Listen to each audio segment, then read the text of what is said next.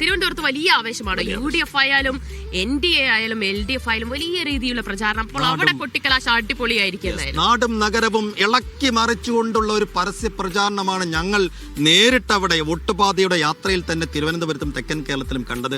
അതിപ്പോൾ ഈ അവസാന മണിക്കൂറുകളിലേക്ക് കടക്കുമ്പോൾ എന്തായിരിക്കും എന്നത് നമുക്ക് നമ്മുടെ റിപ്പോർട്ടർമാരോട്. അതെ, സിജോ വി ജോൺ തിരുവനന്തപുരത്ത് നിന്ന് വിവരങ്ങൾ നൽകും. സിജോ, എന്തായാലും കഷ്ടിച്ച് 1 മാസത്തോളം നീണ്ട ഒരു പരസ്യ പ്രചാരണം അവസാനിക്കുകയാണ്. ഇങ്ങനെയാണ് ഈ അവസാന നിമിഷം മുന്നണികളുടെ ഒരു പ്രതീക്ഷ. കൊട്ടിക്കലാശം കെങ്കേമമാക്കാനുള്ള ഒരു തയ്യാറെടുപ്പൊക്കെ പൂർത്തിയായോ?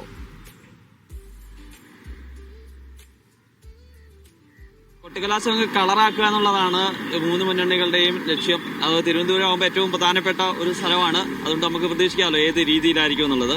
എന്തായാലും തിരുവനന്തപുരം പിടിക്കാൻ വേണ്ടിയിട്ട് ഇത്തവണ BJP പ്രമുഖരെ തന്നെയാണ് രംഗത്തിറങ്ങിയിരുന്നത്. നമ്മോടൊപ്പം നമ്മുടെ പത്മൻ ചേച്ചിയാണുള്ളത്.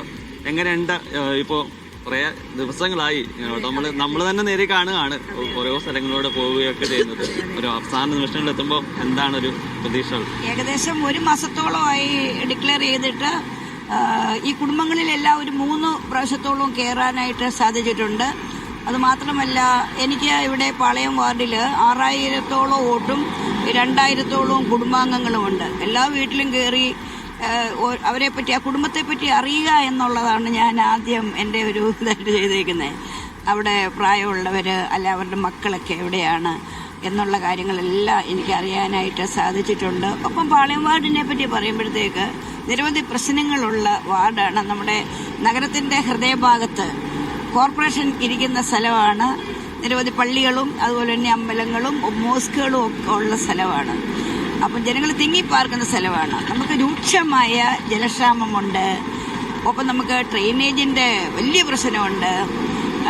വേസ്റ്റ് മാനേജ്മെൻറ്റ് അതൊരു വലിയ പ്രശ്നമാണ്. നായ്ക്കളുടെ പ്രശ്നം, അങ്ങനെ ഓടയുടെ പ്രശ്നം.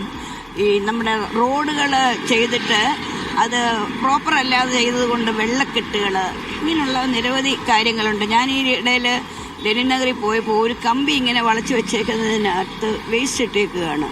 വേസ്റ്റ് എടുക്കാനായിട്ട് ആളില്ല. മാസങ്ങളോളം വേസ്റ്റ് എടുക്കാതെ അവിടെ മുഴുവൻ പുഴുവാണ്. ഈ ഹരിത കർമ്മസേനകൾ വന്നിട്ട് അവരെ കൈകൊണ്ടൊക്കെ ഇതെടുക്കുന്ന കാണുമ്പോഴത്തേക്ക് നമുക്ക് വലിയൊരു വിഷമമാണ്. ആ സ്ഥലത്തൂടെ നമുക്ക് നടന്നു പോകാനായിട്ട് പറ്റാത്ത അവസ്ഥയാണ്. അങ്ങനെയുള്ള വിഷയങ്ങളുണ്ട്. ഇനി സമയമില്ലാത്തതുകൊണ്ടാണ് ഞാൻ ഇന്ന് ഇടപെടുന്നത്. ഇന്ന് ഞായറാഴ്ച ആയതുകൊണ്ട് കൂടുതൽ ആളുകൾ വരുന്നത് പള്ളിയിലാണ്. അതുകൊണ്ട് മാത്രം പള്ളിയിൽ നിൽക്കുന്നല്ലോ. ഞായറാഴ്ച ഞാൻ സംസാരിച്ചു. എല്ലാ ഞായറാഴ്ചയും പതിവായി രാവിലെ 6:00 കുർബാനയ്ക്ക് ഇവിടെ വരുന്നതാണ്. അപ്പോൾ ഇവിടെ വരുന്നത് കൊണ്ട് ഒരു ഗുണം കൊണ്ട് എന്ന് പറയുന്നത് ഇതുവരെ കാണാത്ത ആളുകളുടെ കാണാം അല്ലേ? അതെ, ഇവിടെ വരുന്നത്, പള്ളി വരുന്നത് ഒരു ശക്തിയാണ്. എന്നെ സംബന്ധിച്ച് എനിക്ക് ദൈവാനുഗ്രഹം എന്ന് പറയുന്നത് എനിക്ക് വേണം. അതെല്ലാം കൂടുതലും സൺഡേ ഇവിടെ ഒരു സർവീസാണ് ഉള്ളത്. 2 സർവീസുണ്ട്. അപ്പം ആ സർവീസിൽ ഉള്ള നമ്മുടെ എല്ലാ ഫാമിലീസും വരും. അകലെ കിടക്കുന്നവരും അടുത്ത് കിടക്കുന്നവരും ഒക്കെ വരും.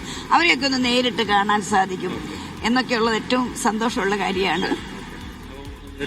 നമുക്ക് കാണാം. അപ്പോൾ അത് തന്നെയാണ്. ഇനി ഈ രാവിലെ പള്ളിയിൽ വന്നു കുർബാന കണ്ടു പരമാവധി ആളുകളൊക്കെ കണ്ടതിന് ശേഷം പിന്നെ വൈകുന്നേരം അതിനുശേഷം ഇനി കാണാൻ പറ്റാത്ത വോട്ടർമാരെ പരമാവധി കാണുക എന്നുള്ളതാണ് പത്മിനി തോമസ് പറയുന്നത്.